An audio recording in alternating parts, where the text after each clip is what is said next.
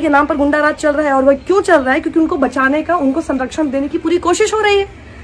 ये जातिवाद नहीं है तो ये क्या है? ये रेप अगर जातिवाद नहीं था तो ये क्या था? ये क्या हो रहा है?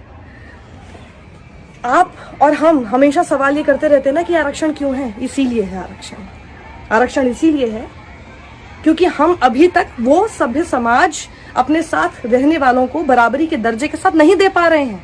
आप और हम अभी भी, आप कहेंगे कि जी मैं तो नहीं करता, आपके एक के करने से कुछ नहीं होता ना, हमको वैसा समाज बनाना पड़ेगा। मैं भी आपको कह सकती हूँ कि मैं भी जातिवाद नहीं सोचती हूँ, मैं भी नहीं करती हूँ, लेकिन मेरे एक के सोचने से क्या होगा?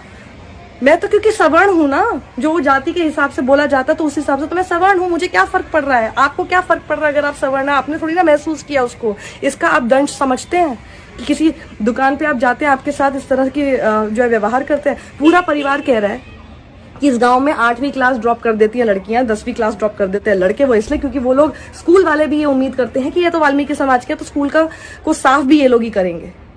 क्यों? वो पढ़ने आते हैं कि किस लिए आते? कहते हैं हमसे बिना गाली गलौज किए बात नहीं करते यहाँ पे लोग। क्यों आप इनसे गाली गलौज करके बात करेंगे?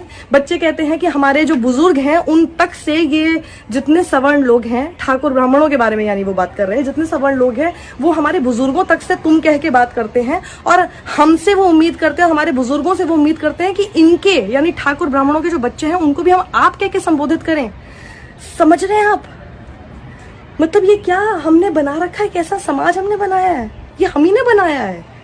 अगर हमारे पूर्वजों ने भी बनाया है तो इसको कम से कम ठीक करने का और सही करने का हमें कम से कम जिम्मा उठाना चाहिए। और अगर हम नहीं करना चाहते ठीक, तो फिर थू है हम सब पे, सच में थू है हम सब पे। अगर हम अभी भी 21वीं सदी में बड़ी बड़ी बातें हम लोग करते हैं, लेकिन हम लोग सिर्फ अभी जातिवाद के दंश में ही घूमते रहेंगे, उसी में अपने आप को जकड़ के रखते रहेंगे। ये पूरा परिवार ये कहता है कि इन लोगों से यही बर्दाश्त नहीं हो रहा है कि एक समय ऐसा होता था कि हमारे जो पूर्वज थे वो इनके घरों में जाके इवन 2 वक्त की रोटी लेने के लिए इनके घर में जाके खूब साफ सफाई वगैरह करते थे। अब ये लोग सक्षम हो गए हैं, थोड़े बेटर ऑफ हो गए हैं, बच्चे भी बाहर जाके कमाने लग गए हैं, रोजगार